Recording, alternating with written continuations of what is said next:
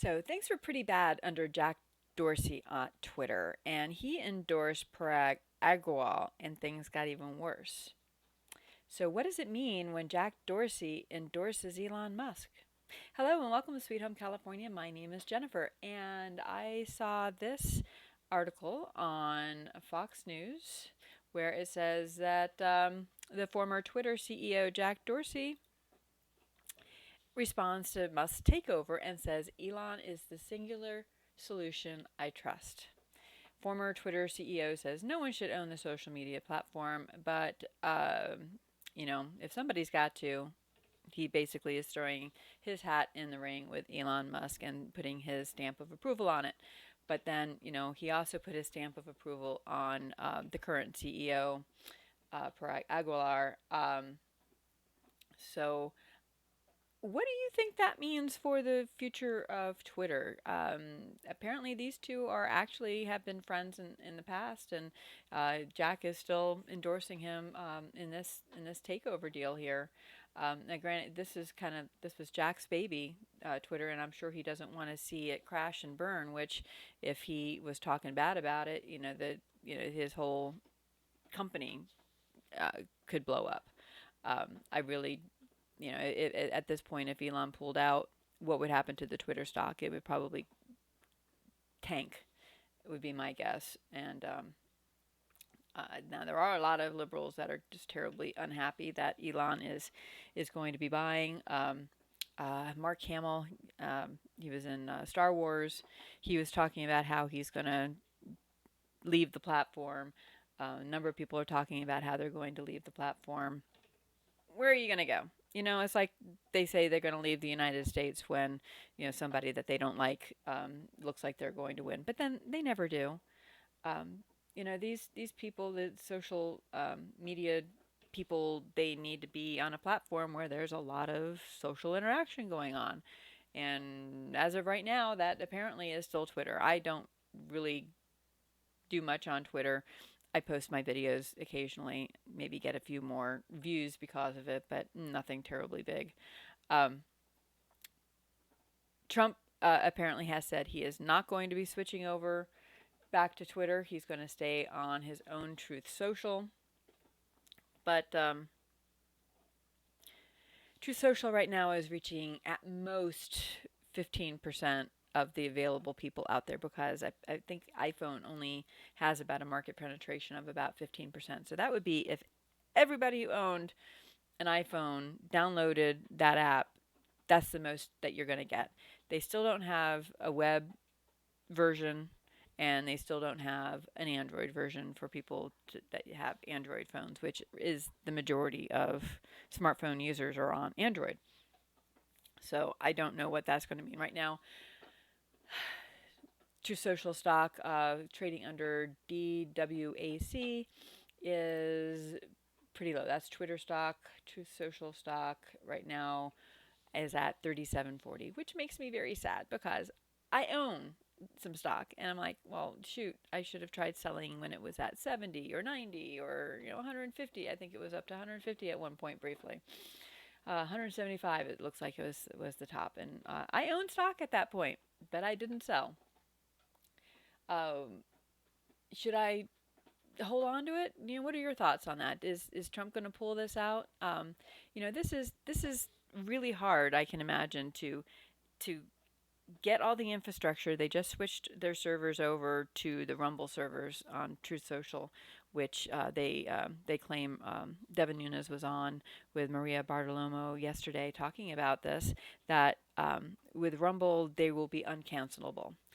Um, they're uncancelable so long as Rumble agrees not to cancel them. Until Amazon started canceling people, people who were on Amazon servers probably thought that they were uncancelable.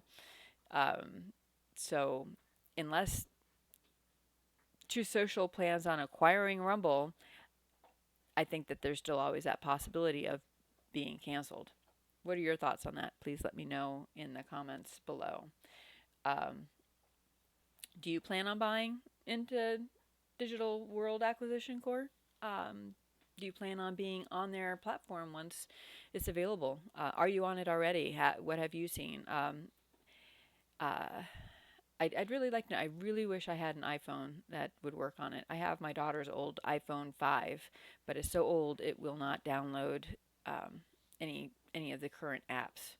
So there's no way for me to test it out, and I really would like to. Back to Twitter though. So Twitter is so concerned about what their own employees may do that they have locked the source code to make sure that no unauthorized changes can be inserted after Musk's takeover. And there is some history to that's happened before, where Twitter employees will be like, you know what, I feel like I need to save the world, and they will cancel somebody or they'll lock somebody out of their account. Well, if they've got enough knowledge and they've got the access, they could totally screw with the source code. So I'm glad that they took that step. But that's a pretty disconcerting thing, that you could have a disgruntled employee at one of these companies and they would have access to be able to do serious damage, that they've got to be locked out. Um, what does that say about your hiring practices? What does that say about the security of our personal information on these platforms? Oh my goodness.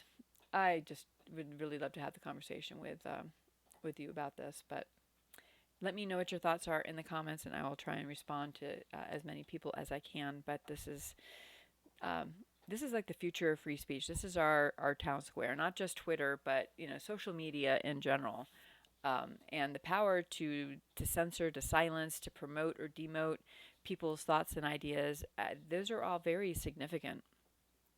There's a study study I put in quotes, where it said that people who watched Fox and had a certain point of view, they paid them to watch CNN content for 15 hours, and they found that the people who were paid to watch CNN, most of them changed their views, and the the authors of the study said that this was proof that by watching CNN, then they could see the disinformation on Fox.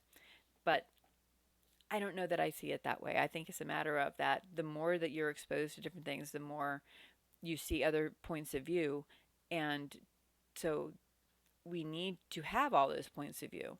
And when they are trying to squash conservative voices and they are trying to tell you that certain things are true and you never see the other side, then this study, I think, shows that you are going to change your mind. You're going to become more like the content that you see.